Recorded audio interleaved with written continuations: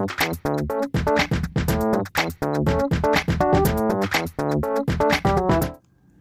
ini adalah sebuah skets yang digunakan untuk mengukur suhu dan kelembapan menggunakan sensor DHT22, serta mengendalikan relay berdasarkan pembacaan suhu. Berikut penjelasan lebih detailnya, yaitu include liquid crystal I2CH dan include DHTH. Ini adalah yang mengimpor dua library yang dibutuhkan untuk mengendalikan layar LCD I2C dan sensor DHT22. Define DHT pin 10 dan define DHT type D. Ini mendefinisikan pin yang digunakan untuk menghubungkan sensor DHT22 dan tipe sensor DHT. DHT pin atau DHT22 membuat objek DHT yang digunakan untuk berkomunikasi dengan sensor DHT22 yang terhubung ke pin 10. Define relay 9 dan define positive relay 10 mendefinisikan pin yang akan digunakan untuk mengendalikan nilai atau pin 9 dan 10. Kode selanjutnya yaitu liquid crystal I2C LCD, yaitu membuat objek LCD yang digunakan untuk mengendalikan layar LCD I2C. Kode in power pin sama dengan 10, yaitu mendefinisikan variabel power pin yang akan digunakan untuk mengendalikan daya perangkat terkait. Kode selanjutnya yaitu void setup, yaitu bagian setup di mana awal dilakukan. Ini termasuk mengatur pin, mode, mengaktifkan komunikasi serial, dan memulai komunikasi dengan sensor DHT22. Dan void loop, yaitu bagian utama program yang berjalan terus-menerus.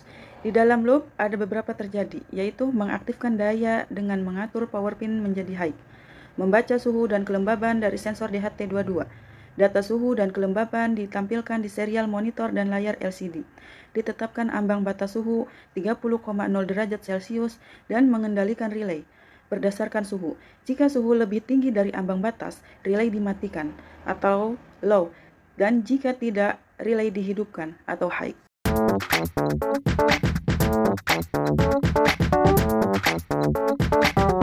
Untuk awal-awal kita masuk ke Google Chrome, masuk akun saya dulu, lalu kita ketikkan walkme.com, lalu masuk ke profil, buka my project, lalu bikin new project. Nah, di new project kita perbesar dulu agar enak dilihatnya ya. Jadi lalu kita kecilin dulu layarnya dan mencet pengurangan. Jadi kalau dipakai mouse lebih enak. Nah, sekarang kita cari komponennya relay model. Apa aja kita butuhin. Terus setelah relay model kita ambil DHT22. DHT22 kita tambahkan VCC simbol. Ini saya udah siapin komponennya ya. Jadi kalian ikutin aja. Lalu setelah itu LCD 16:2. Yang 12C ya, 12C. Lalu GND simbol. Lalu LED.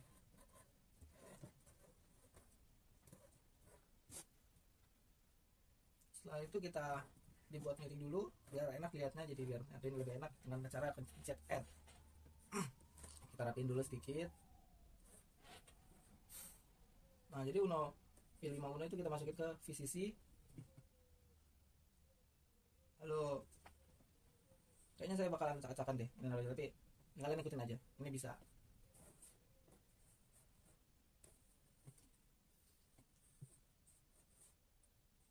Nah, dari VCC kita taruh di DHT22.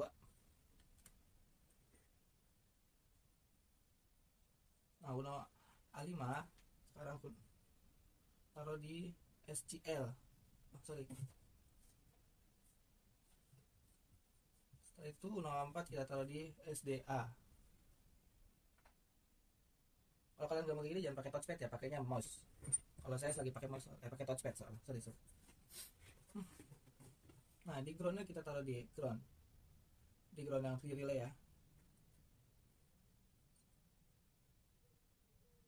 Nah, di ground juga kita taruh di ground yang di layar 12:2, 16x4 yang 12C.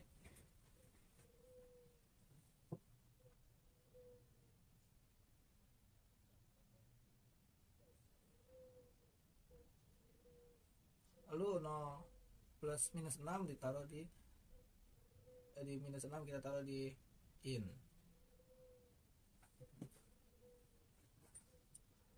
Lalu minus 10 kita taruh di dekat DHT, di DHT1 SDA. Nah, di ground kita taruh, dari ground kita sambungin ke ground.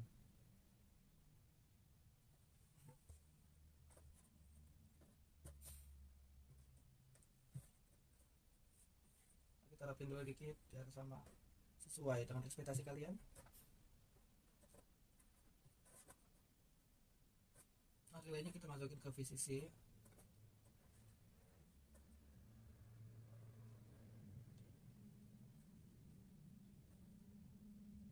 Masukin LED-nya ke ground.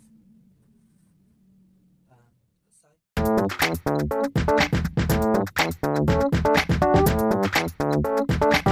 Sistem deteksi suhu dengan sensor DHT. Seperti yang sudah dijelaskan pada poin nomor 2 dan nomor 3, pada rangkaian ini menerapkan teknologi sensor untuk memonitoring dan pengendali suhu. Pada bagian rangkaian terdapat yang pertama sensor DHT. Sensor DHT11 atau sensor DHT22. Sensor ini digunakan untuk mengukur suhu dan kelembapan di lingkungan sekitarnya.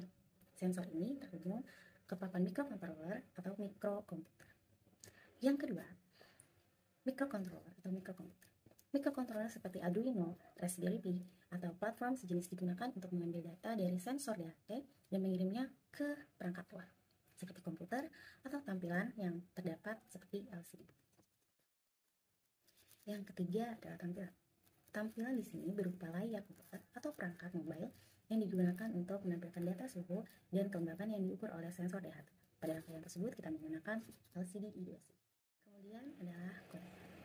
Komponen pertama dalam coding yaitu inisialisasi sensor. Di dalam program, sensor DHT diinisialisasi agar dapat membaca suhu dan kelembapan dengan benar.